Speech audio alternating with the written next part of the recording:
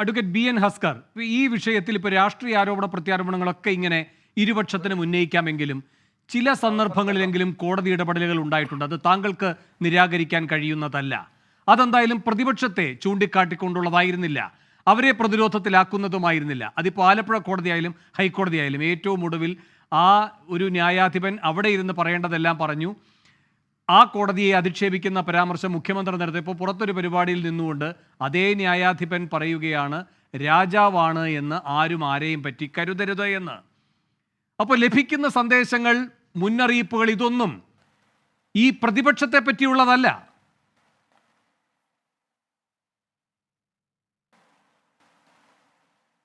വേണു, നാം അടിസ്ഥാനപരമായി മനസ്സിലാക്കേണ്ടത് ഒരു സംസ്ഥാന സർക്കാരിൻ്റെ നയപരമായ കാര്യങ്ങൾക്ക് ഇടപെടുന്നതിനുള്ള അധികാരം കോടതികൾക്കില്ല. അത് ജസ്റ്റിസ് ദേവൻ രാമേന്ദ്രൻ തന്നെ തുറന്നു പറഞ്ഞിട്ടുണ്ട്.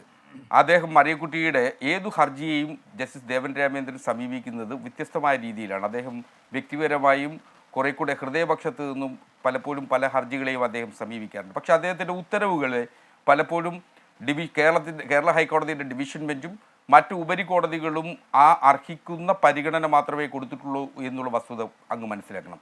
അദ്ദേഹം ഒരു വളരെ ഹൃദയവിശാലതയോടുകൂടി ഹർജികളെ സമീപിക്കുന്ന വ്യക്തിയാണ്. മറിയക്കുട്ടിയുടെ കേസിലും സംസ്ഥാന സർക്കാരിൻ്റെ നയപരമായ തീരുമാനമാണ്.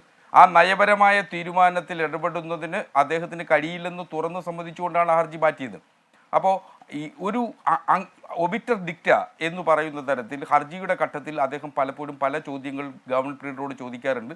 ആ ചോദ്യങ്ങൾ വലിയ വാർത്താ പ്രാധാന്യങ്ങൾ നേടാറുമുണ്ട്. സമൂഹത്തിൽ ഒരു തരത്തിൽ ഗവൺമെൻറ്റിനെ വിമർശിക്കുന്നതിന് അത് ഉപയോഗിക്കാറുണ്ട്. പക്ഷേ അതൊന്നും നമ്മുടെ സമൂഹത്തിൻ്റെ നീതീകരിക്കുന്ന തരത്തിൽ ചരിത്രത്തെ മറന്നുകൊണ്ട്, ചരിത്രത്തെ നിരാകരിച്ചുകൊണ്ട് അങ്ങനെ കരുതാൻ കഴിയില്ല. കാരണം ചരിത്രത്തിൽ ആദ്യമായി ഒരു സാമൂഹ്യക്ഷേമ പെൻഷൻ ലോകത്താദ്യമായി ഒരു സംസ്ഥാനം നടപ്പിലാക്കിയിട്ടുണ്ടെങ്കിൽ അത് കേരളത്തിലായിരുന്നു. ശരിയാണ്. അങ്ങ് ആ കോടതിയെയും ആ ന്യായാധിപനെ പറ്റി പ്രത്യേകം പറഞ്ഞത് ഒരു പരിമിതിയുടെ ഭാഗമായിട്ടാണ് എന്നുകൊണ്ട് ഞാൻ ഒരൊറ്റ കാര്യം ഓർപ്പിക്കുകയാണ്. അദ്ദേഹം പറയുകയുണ്ടായി, ഈ ഒരൊറ്റ കേസെടുത്തുകൊണ്ട് ആ കാര്യത്തിൽ എന്ന് വെച്ചാൽ മറിയക്കുട്ടി എന്ന് പറഞ്ഞൊരു കേസെടുത്ത് ആ കാര്യത്തിൽ കോടതിക്ക് ഇടപെടാൻ കഴിയും. പക്ഷേ ഒരു മറിയക്കുട്ടിയല്ല, ഒരുപാട് മറിയക്കുട്ടിമാരുണ്ട്. അതുകൊണ്ട് ആ രൂപത്തിൽ ഇടപെടാൻ കഴിയില്ല. ആ ഭാഗം അങ്ങ് ശ്രദ്ധിച്ചില്ലേ? അതൊരു പരിമിതിയാണോ, അതൊരു സാധ്യതയാണോ? ആ സാധ്യത എന്ന് പറയുന്നത് ആരെ ഉൾക്കൊള്ളുന്നതിൻ്റെ ഭാഗമായി വന്നതാണ്.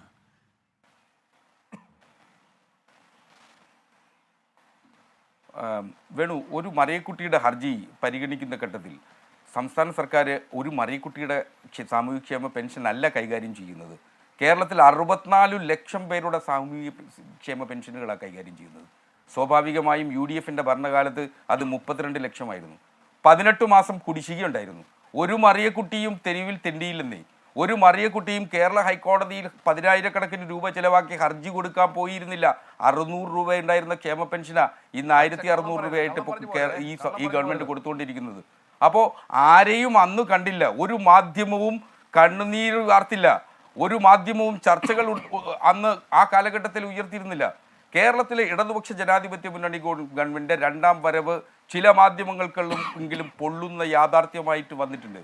ആ പൊള്ളലിൽ നിന്ന് ഏതു വിധേനയും നുണപ്രചരണം നടത്തി ഇടതുപക്ഷ ജനാധിപത്യ മുന്നണി ഗവൺമെൻറ് തകർക്കണം എന്ന ഉദ്ദേശം ചില മാധ്യമങ്ങൾക്കുണ്ട്. അത്തരത്തിലുള്ള മാധ്യമങ്ങൾ മനസ്സിലാക്കേണ്ടത് കേരളത്തിൽ, ഞാൻ ചോദിക്കട്ടെ, നവകേരള സദസ്സ് തന്നെ എടുക്കൂ. നവകേരള സദസ്സ് 136 മണ്ഡലങ്ങളിൽ 36 ദിവസം സഞ്ചരിച്ച് തിരുവനന്തപുരത്തെത്തി. ലോക ചരിത്രത്തിൽ ആദ്യമായിട്ടാണ് ഒരു ജനകീയ മന്ത്രിസഭ മുഴുവൻ മന്ത്രിമാരും ജനങ്ങളുടെ അടുത്തേക്ക് പോകുന്നത്. 15,000 മുതൽ 25,000 ആളുകൾ ഒരു നിയമസഭാ മണ്ഡലത്തിൽ ഒത്തുകൂടി. നിങ്ങൾ ആ വാർത്ത കൊടുക്കുന്നതിനേക്കാൾ പ്രാധാന്യത്തോടുകൂടി 2 or 3 ആളുകൾ എവിടെയെങ്കിലും ഇരുന്ന് കരിങ്കൊടി കാണിക്കുമ്പോൾ ആ കരിങ്കൊടി സമരത്തെയാണ് നിങ്ങൾ കാണിക്കാൻ, നിങ്ങൾ വ്യഗ്രതയോടുകൂടി പർവ്വതീകരിച്ച് വാർത്തയാക്കാൻ നിങ്ങൾ ശ്രമിച്ചത്. ഞങ്ങളുടെ പ്രവർത്തകർ ആരെയെങ്കിലും തല്ലിയിട്ടുണ്ടെങ്കിൽ അത് തല്ലിയതാണ് നിങ്ങൾക്കൊരു വലിയ അക്ഷന്തവ്യമായ അപരാധമായി കാണുന്നത്. കേരള രാഷ്ട്രീയ ചരിത്രത്തിൽ ആദ്യമായിട്ടല്ല തല്ലുകൊള്ളുന്നത്. നിങ്ങൾക്കറിയോ, 1948 പുന്നപ്ര വയലാർ സമരത്തിൽ വാരിക്കുന്തവുമായി മാത്രം നിന്ന പാവപ്പെട്ട സഖാക്കൾക്കു നേരെ വെടിയുതിർത്ത് നിരവധി പേർ രക്താക്കിയ ഒരു സമരമുണ്ട്. അതിനുശേഷം ശൂരനാട് കലാപം, ശൂരനാട് എന്നൊരു നാട് വേണ്ട എന്ന് പ്രഖ്യാപിച്ചുകൊണ്ട് തോപ്പിൽ ഭാസിയുടെ ഒളിവിലെ ഓർമ്മകൾ വായിച്ചു നോക്കിയാൽ നമുക്കറിയാം അന്ന് ശൂരനാട് നടന്നിട്ടുള്ള നരനായാട്ട്.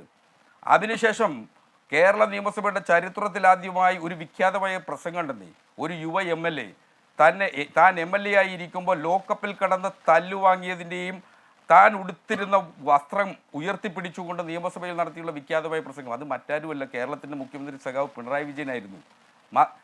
നിങ്ങളിപ്പോൾ വലിയവായി വേവലാതി കൊള്ളുന്നുള്ളൂ. പ്രതിപക്ഷ നേതാവ് ഉദ്ഘാടനം ചെയ്തുകൊണ്ടിരുന്നപ്പോൾ സമരത്തിന് നേരെ ജലപീരങ്കി ഉപയോഗിച്ചു എന്ന്.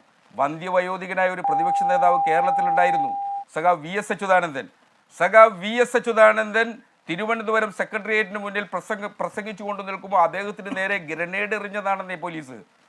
അന്ന് കേരളത്തിലെ നിരാഹാര സമരം നടത്തിയ വിദ്യാർത്ഥി സമരവുമായി ബന്ധപ്പെട്ട് നിരാഹാര സമരം നടത്തിയ നിരാഹാര പന്തലിന് നേരെ പാഞ്ഞടുത്ത് പോലീസ് ഒരു നിരാഹാര സമരം നടത്തുന്ന ഒരു സഖാവിൻ്റെ കൈത്തണ്ട തല്ലിയൊടിച്ചിട്ടുണ്ട്. മറ്റാരുമല്ല, അത് സഖാവ് KN ബാലഗോപാലിൻ്റെതാണ്. എറണാകുളത്ത് സ്വാശ്രയ കോളേജ് സമരത്തിൻ്റെ ഭാഗമായി ഒരു യുവാവിനെ തല്ലിച്ചതച്ച് വസ്ത്രം പിഞ്ചിക്കീറിയ നിലയിൽ പഞ്ഞിക്കിട്ടിട്ടുണ്ട്. ആ യുവാവ് ഇതെല്ലാം പോലീസാണ് ചെയ്തിരിക്കുന്നത്. കേരളത്തിന്റെ നിയമമന്ത്രിയാ. അല്ല, പോലീസ് ചെയ്ത. അപ്പൊ നിങ്ങളിപ്പോ പറയുന്നത് പോലീസിന്റെ നരനായായിട്ട് ഈ കഴിഞ്ഞ 36 ദിവസം എന്ന വീമ്പിളക്കുക നിങ്ങൾ. അതല്ലെന്നേ, കേരളത്തിലെ മന്ത്രിസഭയിൽ ഇരിക്കുന്ന മുഴുവൻ മന്ത്രിമാരും അത്തരത്തിൽ തല്ലുകൊണ്ട് തല പൊട്ടിയിട്ടുള്ള ആളുകളാണെന്നേ. അപ്പോൾ അങ്ങനെയുള്ള ആളുകൾ നേതൃത്വത്തിൽ വരുമ്പോൾ പോലീസ് എങ്ങനെ പ്രവർത്തിക്കണമെന്നും പോലീസ് എങ്ങനെയൊക്കെ നിയന്ത്രിക്കണമെന്നും കൃത്യമായിട്ട് അറിയാം. 36 ദിവസം കേരളത്തിലെ ക്രമസമാധാന നില തകരാതിരിക്കാൻ കണ്ണിലെ കൃഷ്ണമോലി പോലെ കാത്തു സൂക്ഷിച്ചതിനാണ് ഗുഡ് സർവീസ് എൻട്രി. അതിനെ തെറ്റ് കാണാൻ കഴിയുമോ നമുക്ക്? അങ്ങനെ തെറ്റിദ്ധരിക്കേണ്ട പാടില്ല. ശരി, ഞാൻ അങ്ങേലേക്ക് വരാം.